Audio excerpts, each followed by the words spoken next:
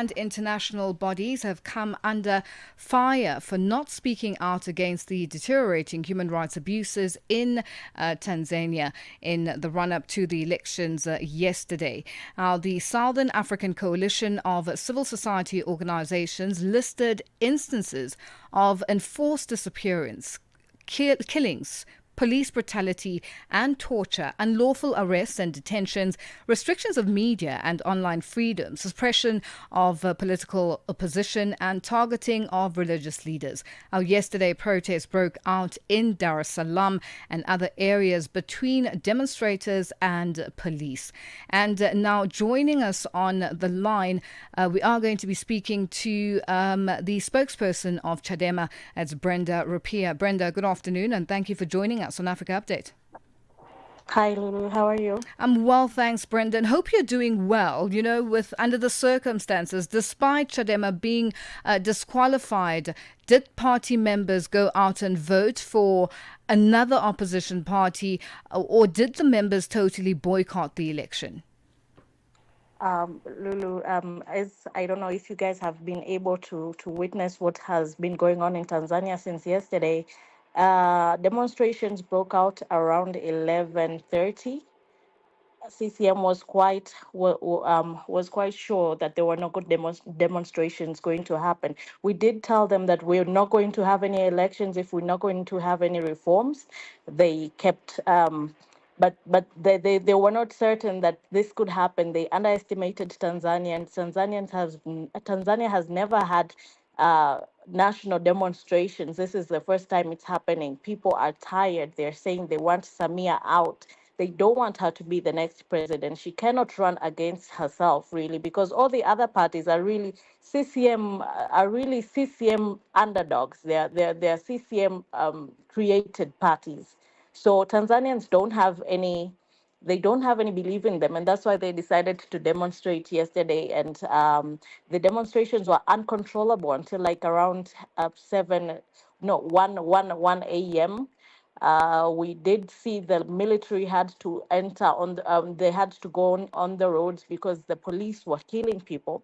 I'm told that the military from Uganda, there has been military from Uganda that have come to Tanzania, and they're actively killing people, especially in regions such as Mbeya, Tunduma, and Sirari in Tarime. Now, what's happening today? Is protest action continuing? There is a curfew that has been imposed. No time was given for it to be lifted. Exactly what does the curfew entail? And what are the people saying now with regards to what they've embarked on and the unfortunate loss of life or killings by these Ugandan soldiers? Actually, the people of Tanzania are generally tired. The police, it seems that the police have orders to kill anyone who's on the road, to arrest anyone who's on the road. So there is a curfew at the moment. No one is going out. There's still a major internet shutdown, unless you have like heavy VPN, like I do. Um, People are still being arrested and some killed. In Sirari, Tarime, Mwanda, protests are still going on as we speak. The situation is kind of under control in Dar es Salaam, but not entirely, because we've been told that the INEC is already announcing the results. Even though they know that there was no election yesterday, they have orders to announce the results as soon as possible so that the situation can be under control. But the people of Tanzania have said that if they continue with what they are doing, then this country is not going to be controllable, it's not going to be manageable. I have to say, Brenda, yesterday we did try to connect with you, and unfortunately we weren't able to. And just that clarity on internet and access to internet is a challenge there. What now? What's the next plan of action? Right now, as party members cannot communicate, as the internet and national lines have been cut off, so that citizens cannot communicate and gather up and meet anywhere. We're waiting. We're waiting to see if they do if they do announce themselves as winners, and if Samia is elected as president, then we, Chadema party members, we're going to have a meeting about this, and then we're going to decide what to do. We told them there will be no, if they are not going to be any reforms, there will be no elections, and they undermined our campaign, and that's what happened. So we're going to have a meeting after with whatever case they decide, Yeah. because up until now we cannot communicate in anyhow. All So right. we're going to have a meeting and decide our way forward. Well, Brenda, always a pleasure chatting to you. Thank you for joining us on Africa Update. Thank you very much.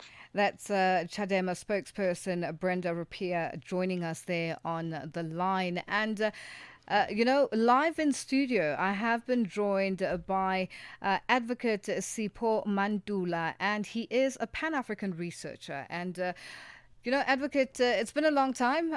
Thank you for joining us live in studio, and talk to us about, you've just heard our conversation with Brenda Rupiah and the elections that have taken place in Tanzania, protest action, happening, and people losing their lives. I think peace was brought in after alleged Ugandan soldiers were brought into the country to quell the tensions, and this was about 1 a.m. in the morning. Good afternoon. Your thoughts? No, thank you very much, Sister Lulu, and afternoon to your listeners and Jumbo Africa. Indeed, looking at Tanzania, I think it has been boiling since the beginning of electoral cycle. And it is concerning, as you recall, that our own school, Thabo Mbeki, African School of Public and International Affairs, was in Dar es Salaam in May for Africa Month lecture. And you could see that the issues of, what I will say, is it the dwindling of the liberation movement ethos? And when you look also, that script you saw in Mozambique, is SADC facing a serious challenge in terms of the democratic wave. Is the Generation Z rising? Are they rewriting a script? If you look at what's happening in the land of Julius Kabarange Nyerere. But also I think the issue of the issue of banning of political parties, the issue of last night having a curfew, the issue of internet blockage. In terms of African human rights system, as we are celebrating and commemorating Africa Human Rights Month in October, it also raises the question of freedom of media, expression. Those are the key issues that I looked into. And the issue of the use of force, if people have been killed, if there are tear gases, and having been to Arusha last year, and for me it is a sad memory that you are having the memorial now of one of your own, Paseka, when you were in Arusha. Arusha also, it is burning down. Dar es Salaam is burning. The last campaign rally before the election, Samia Sulu, was in Zanzibar. So one can look at that. There are serious challenges. Will the AU rise to the occasion? And can start with AU. I'm not talking about SADC first, because SADC there's a vacuum, but we are deputizing SADC, by the way, in South Africa. Yes. So it's up to South Africa. We cannot rely on Lilongwe. The old man just came into office 3 weeks ago. Professor Mutharika is 85. He might be dragging and delaying the Troika to intervene. As you know, that the report of Joyce Banda in Madagascar has to be handed over to the Troika. I was shocked when one of our editors, Mesofi Mkwena, posted that Duma Boko must do something, and I asked, but Frontline states you need to have strong men who can intervene in Tanzania. You don't need Duma Boko's character, you don't need Daniel Chapo's character. You need real strong people in the SADC region who can try to arrest the current situation. So I want you to unpack that real strong. Yeah. Who are you describing? Are you speaking particularly South Africa? Because now this has to be, leaders who come in and give and show direction.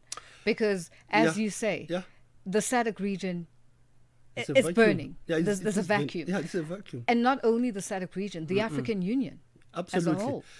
I want to say African Union because the Peace and Security Council acted on Madagascar. It was being suspended.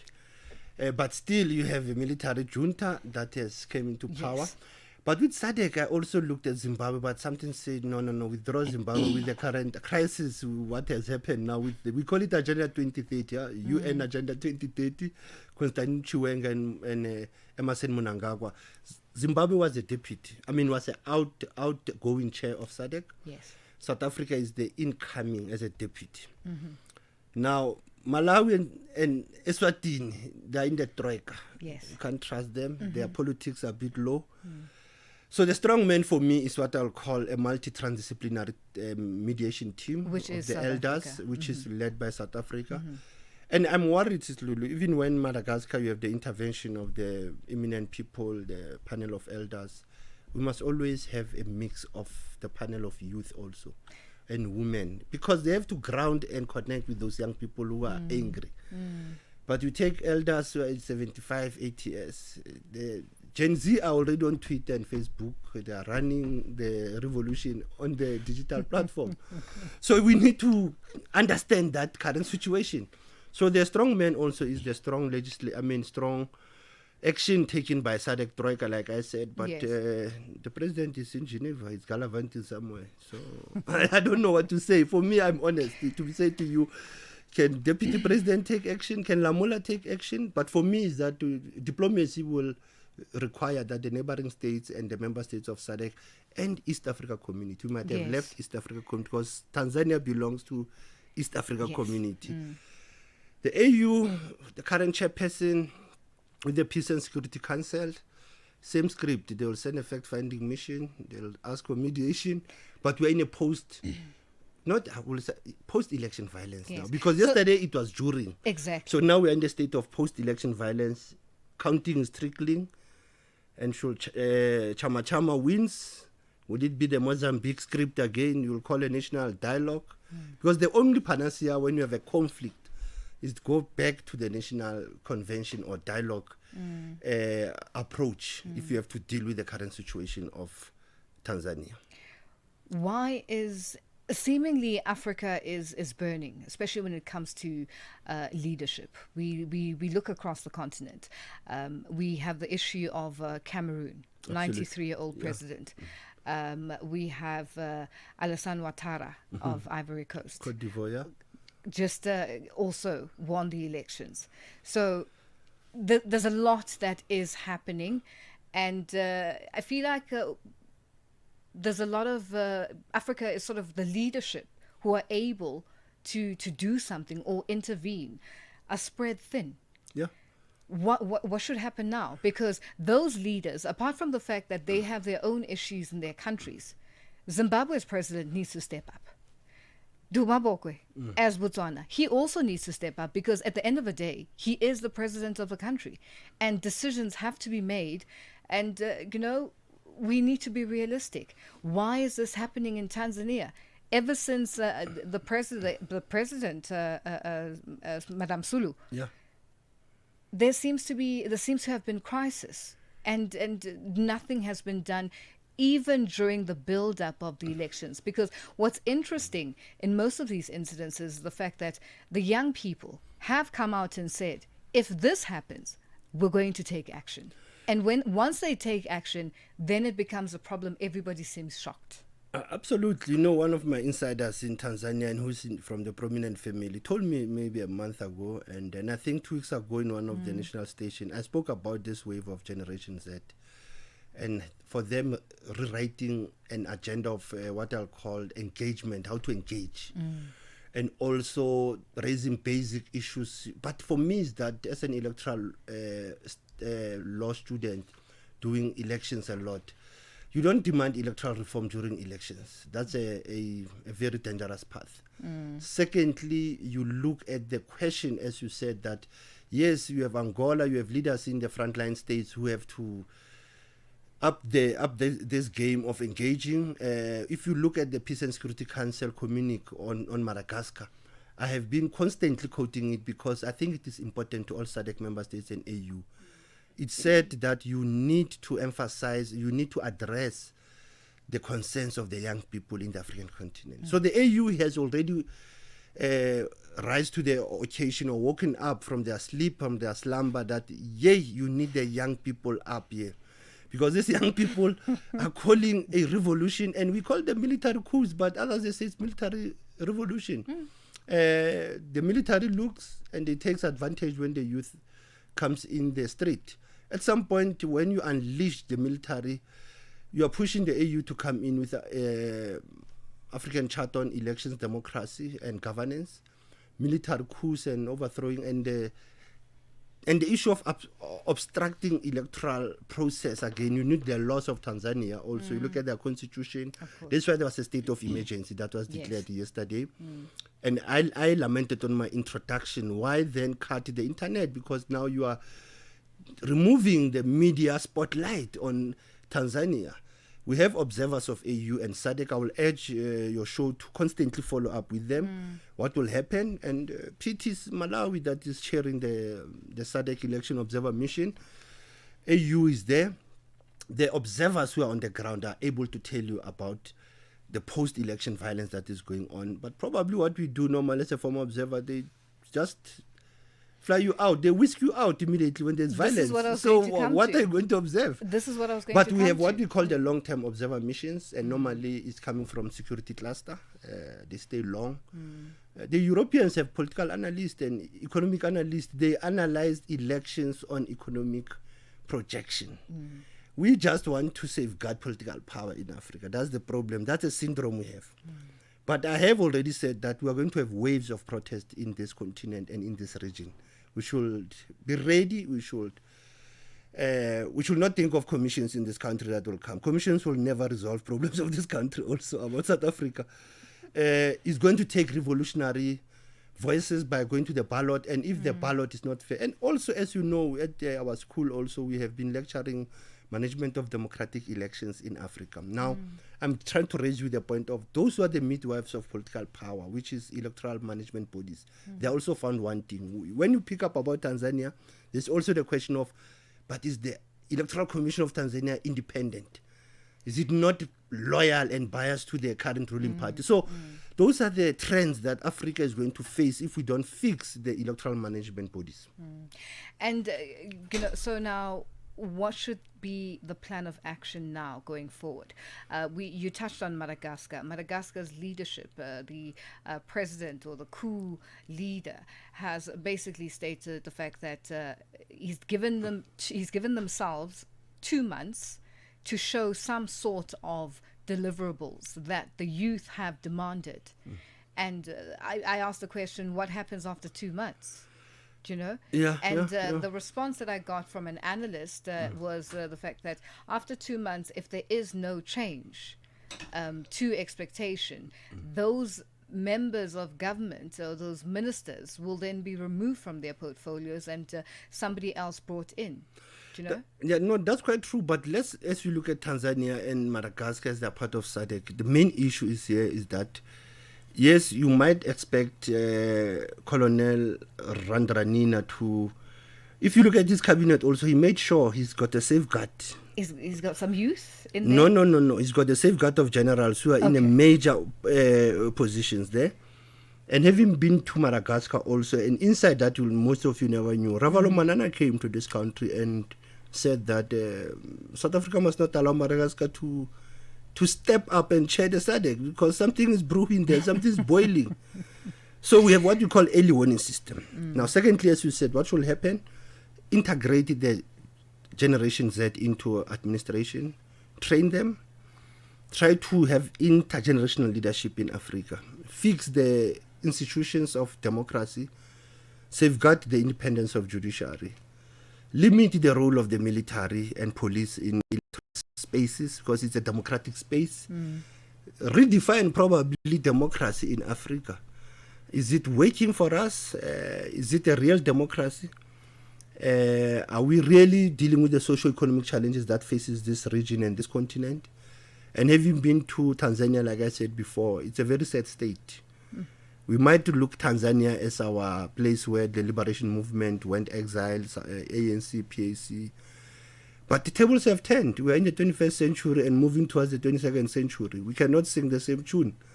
The Generation Z, Mada, the Generation Z, Arusha and Dar es Salaam will constantly remind the leaders that your time is up. As we talk about Ouattara, Ivory Coast, Paul Biya, who doesn't even know where he is sometimes. He's in Switzerland.